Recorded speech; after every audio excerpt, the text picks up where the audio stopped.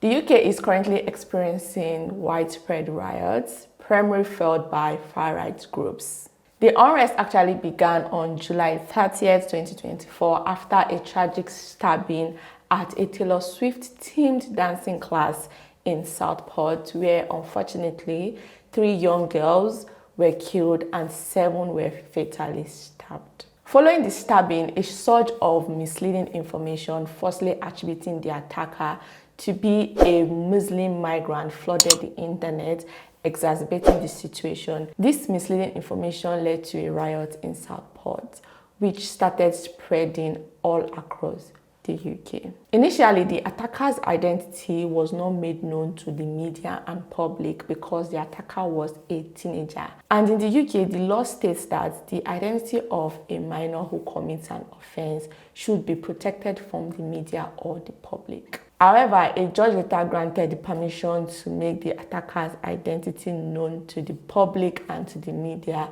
just to debunk the misleading information circulating around on the internet that the attacker was a Muslim migrant, and so that the rioting can subside and the rioters will stop attacking migrants and Muslims here in the UK. Now, the attacker was identified as a 17-year-old male British citizen born in Wales to a Rwanda Christian parent, and the police said that the attacker does not have any known links to Islam. The fact that the attacker's identity was now being made known to the public and to the media did not stop the misleading information from continuing to spark a wave of xenophobic and anti-migrant violence across the UK, with rioters targeting hotels, housing asylum seekers, destroying mosques, as well as clashing with the police and counter-protesters in various cities like Manchester, Liverpool, Belfast, and Birmingham. Also, the situation has been exacerbated by the dissemination of misleading information on social media, allegedly with some involvement from foreign actors like Russia. The UK government has responded to the crisis with a firm stand, condemning the violence and deploying a significant number of police officers to restore order across the UK. Here is what the Prime Minister has to say about the current rioting. I had a COBRA meeting this morning, which was an opportunity that I took to thank the police for their work over the last few days, to express my support for the police officers who have been injured and the communities impacted by this mindless thuggery. There are a number of actions that came out of the meeting. The first is we will have a standing army of specialist officers, public duty officers, so that we'll have enough officers to deal with this where we need them. The second is we'll ramp up criminal justice.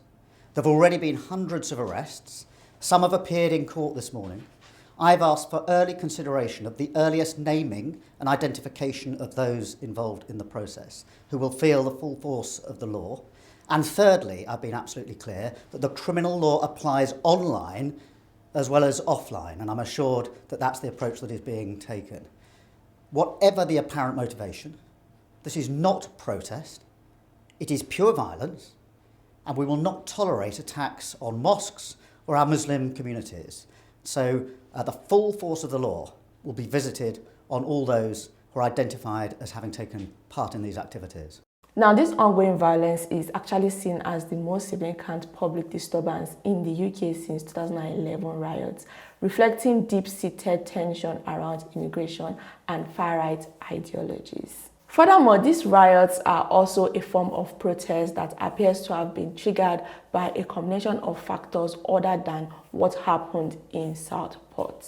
In my opinion, the Southport incident was the tipping point because there have been other triggering events. Now, in some areas in the UK, there have been specific incidents of perceived police brutality or miscarriages of justice that has acted as catalysts, sparking protests that have escalated into riots. For instance, the attack of a man by a police officer at Manchester Airport, the acidic attack of a female, the stabbing of a British soldier in Kent, and the lawlessness in London. Secondly, economic hardship has also contributed to this rioting.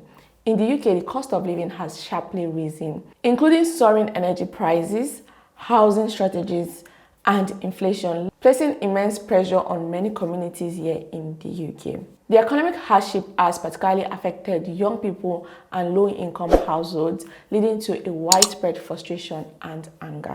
The third factor is political tension. Now, the UK has been grappling with political instability with continuous debate over immigration and government policies. This tension have contributed to the sense of disenfranchisement and disillusionment among various segments of the population. So that is why some of the protesters/rioters are protesting/rioting against mass and illegal migration, the lack of deportation of illegal migrants, and the government's inability to stop the small boats from coming to the UK. Basically, some of the people who are rioting/protesting want tougher immigration controls because they feel that immigration is putting a strain on the UK's infrastructure. Fourthly, long-standing social inequality issues, racial discrimination, and lack of job opportunities have also played a significant role in this riots. Some of the areas experiencing this rioting and protesting are those where communities feel neglected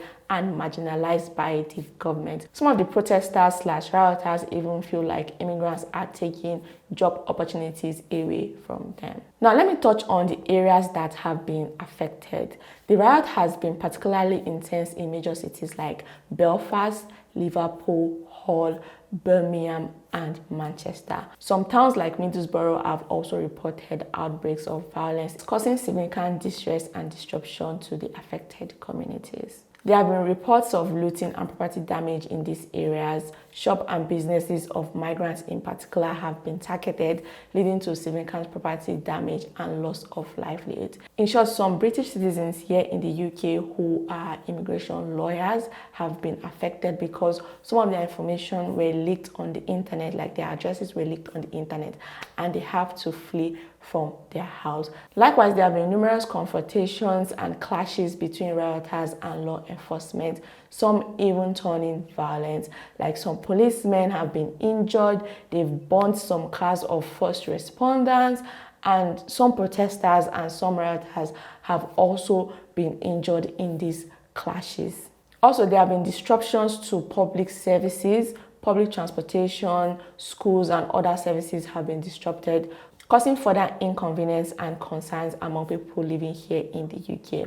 For instance, there was a bus incident where black people were actually targeted, like things were thrown at them, and there was incidents where some people were just walking on the streets and they were beaten up. Now, in the midst of everything going on, safety is paramount. So let me share essential precautions you can take to ensure your safety if you are in or near areas affected by the riots. The first precaution is to stay up to date by keeping up to date with relevant news sources and local government announcements. You know, when there's a riot, situation can change rapidly, so staying informed will help you make better decisions about going out.